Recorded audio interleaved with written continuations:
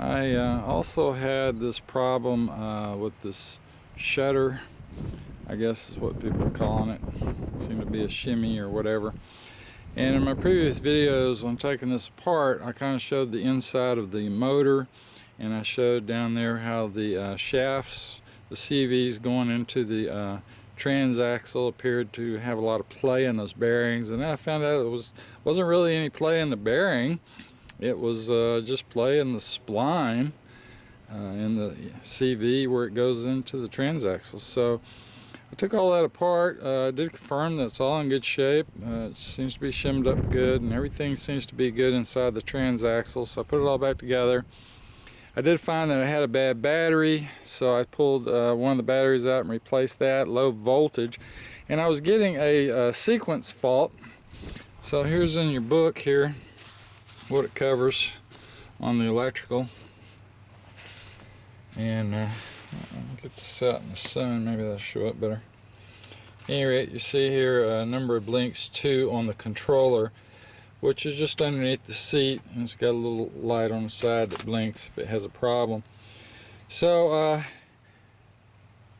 and of course I'm running 8 6-volt batteries. Of course, you look through my old videos, you see how I repurpose these huge L16s out of my solar system into the EV, and it seemed like it worked great, but it still has this weird issue with it. Well, after I put a new battery in it, it got better and didn't get rid of it.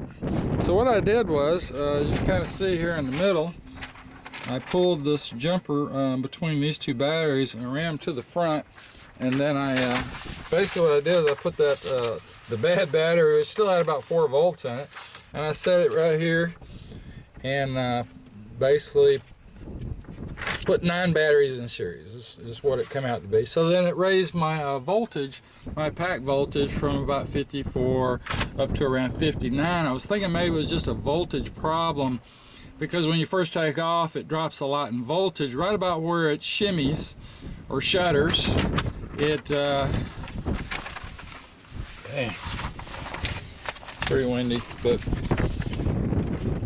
it drops a lot of voltage right there. So I thought, well, I'll just throw this in there and do a test on it and raise my pack voltage and all that. So I did that, and of course with the batteries all charged up, so my pack voltage was up to around over 59 volts.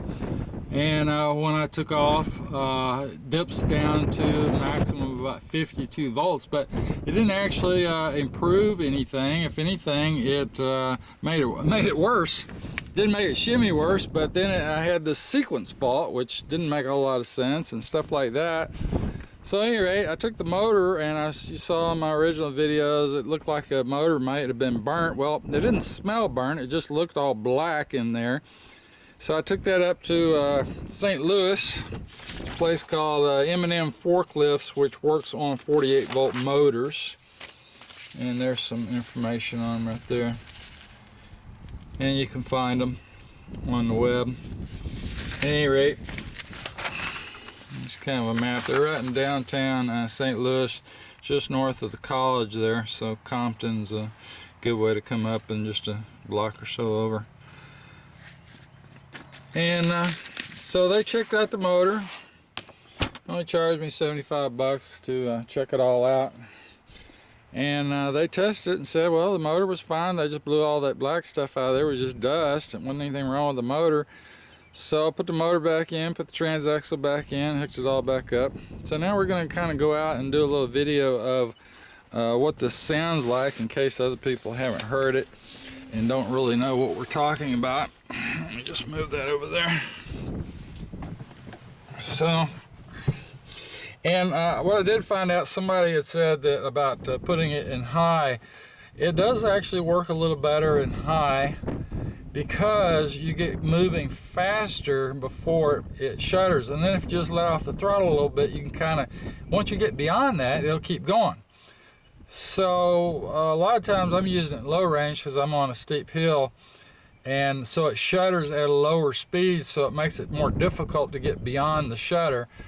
But I found that if I run it high, most of the time, and here we'll just look back here, you can see most of the time, like I said, I can get going faster and continue on. You can see this stuff really doesn't turn that fast. Now, I can't always make it shudder, but here we'll give it a shot. Okay, there you go. So right there, I'm in low, and right there you could hear it after I took off. And it's this stuff's really not going that fast. I mean, there's your drive shaft and to the front.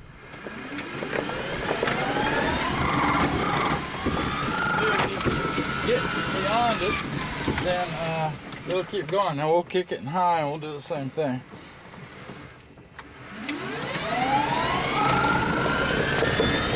It did better that time, so it did shudder a little bit, but it just kind of went beyond it because you let off the throttle a little bit and it just continues on.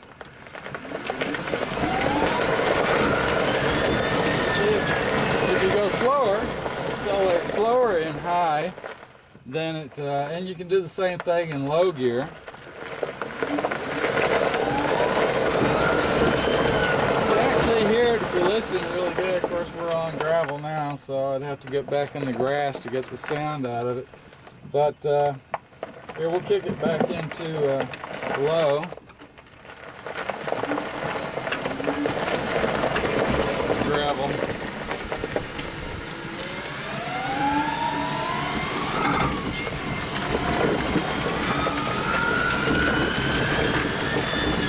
You can get past the shudder on it and all that, but it's a little bit more difficult, and it really is easier when you got in high to get beyond the shudder. So we'll kick it back in high.